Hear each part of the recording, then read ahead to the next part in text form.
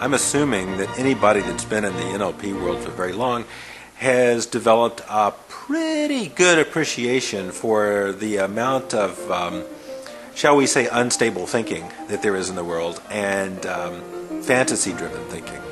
I think it's really important to make a distinction between people who are living in fantasy and living in compensatory fantasy, trying to get some kind of unfulfilled thing done, and people who use their imaginations constructively and effectively. And you can have a very, very rich fantasy life, and you can have it nicely bounded by reality testing and commitment to get something done.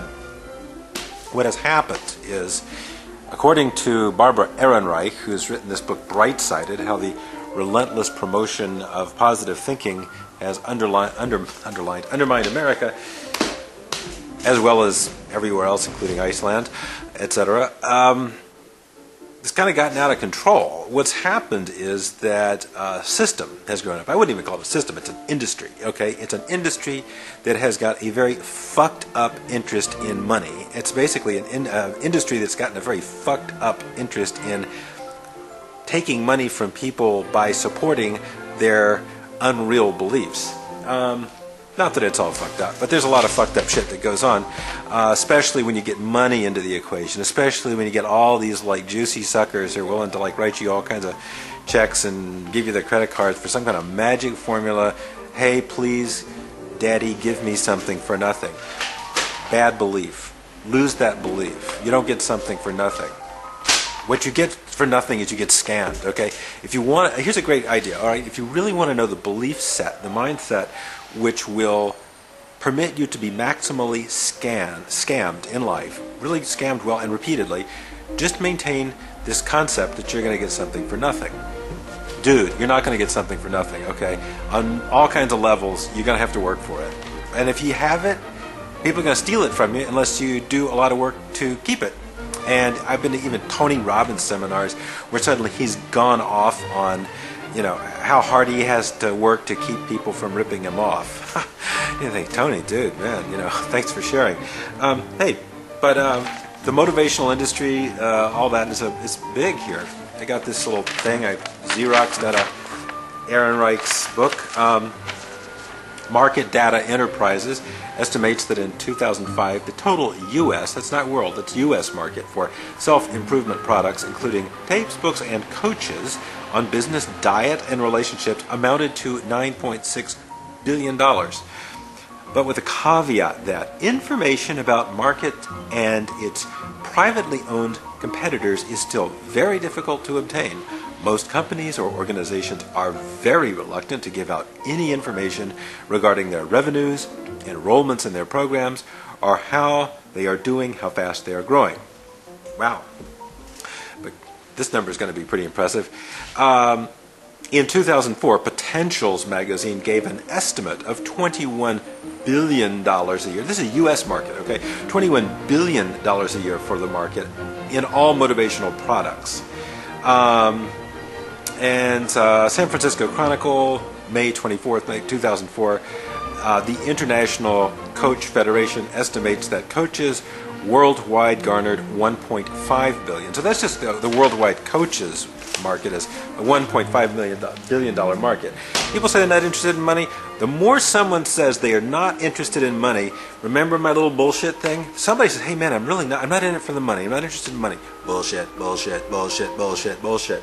You know, especially these people that put on this like cloak of saintliness. I just love this saintly shit. I mean, you thought we'd have gotten over this stuff by like the Middle Ages or something.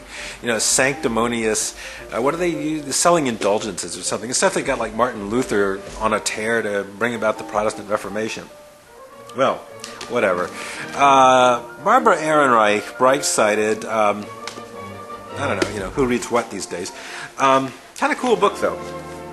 She traces a lot of this stuff back to a 19th century problem of Calvinism, when we were really, really stuck in this idea that, you know, life should really suck and we should really hate living, and every moment of life should just be this horrible torture and we should be agonizing all the time. But apparently it had widespread negative psychological effects.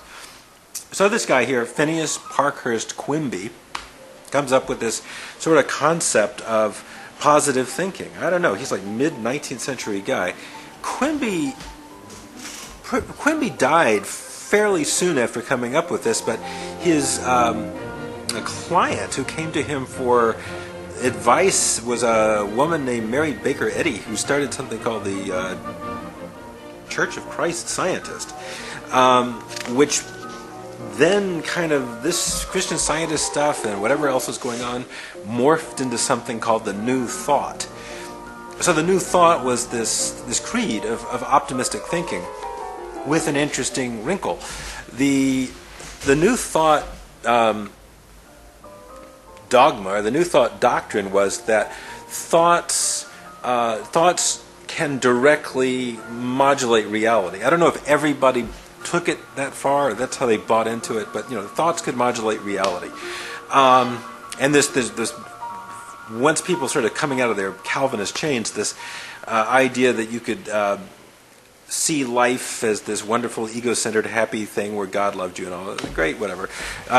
And then what kind of eventually emerged from that was this megachurch phenomenon, which is quite a megachurch phenomenon, at least here in the United States. But I think that positive thinking can be used and that sort of style of positive thinking can be used in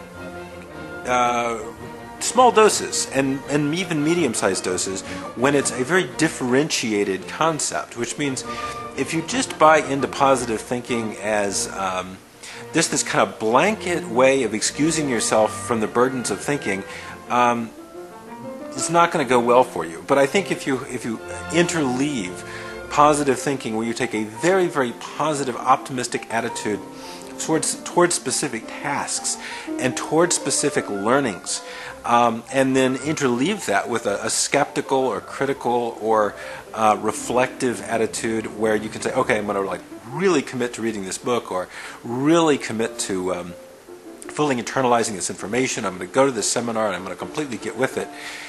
But, and I'm going to check sort of, my bad head at the door. But then, when I'm done, I'm going to pick back up and I'm going to go out into the world fully equipped also with my reality testing mechanisms. So that's what I think is going to be my little takeaway for this day, is think positive, learn to think positively in a highly differentiated way.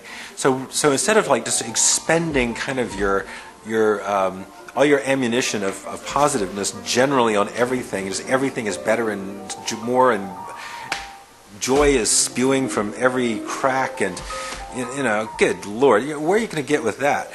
No, see the difficult and the troubling as the difficult and the troubling, but then see that specific applications of your energy and specific focused use of your mental capacities can transform your life. But they're not going to transform it by causing reality externally to modify.